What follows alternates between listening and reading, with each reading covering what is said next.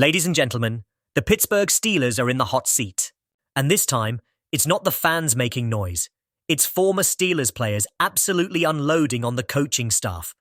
One even called them, quote, trash. Today, we're breaking down exactly why this criticism has exploded, what led to this boiling point, and whether the Steelers coaching staff deserves the heat. So buckle in, hit that like button, and let's talk about what's going on in Pittsburgh, because the spotlight has never been hotter. On screen, replays of offensive struggles, miscommunications, missed tackles. This firestorm didn't start out of nowhere.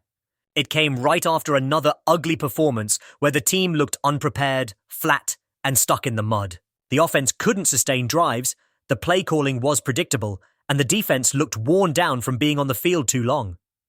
You've heard frustration from fans all season, but when former players start speaking out, that's when you know the problems run deeper than a bad game. One former Steeler didn't hold back at all, flatly calling the coaching staff trash. That's not a light jab. That's a full-on condemnation. Others echoed similar frustrations, saying the staff is unorganized, the schemes are outdated, and the young players aren't being developed. Some even said the team looks like it doesn't know its own identity anymore.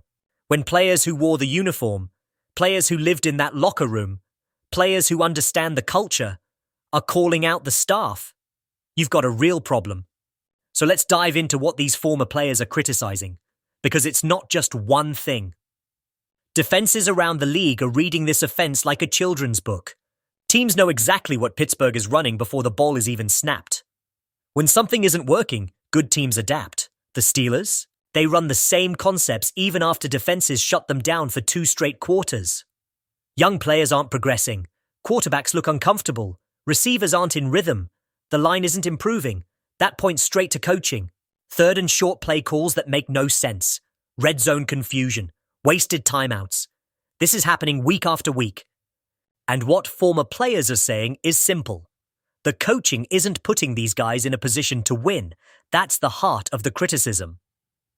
The Pittsburgh Steelers are known for something special in the NFL. Toughness, discipline, and a clear identity. From the Bill Cowher era to the height of Mike Tomlin's run, this team was always mentally sharp and strategically prepared. Lately, though, that identity has cracked. Former players are bluntly saying the team no longer looks like the Steelers they once knew.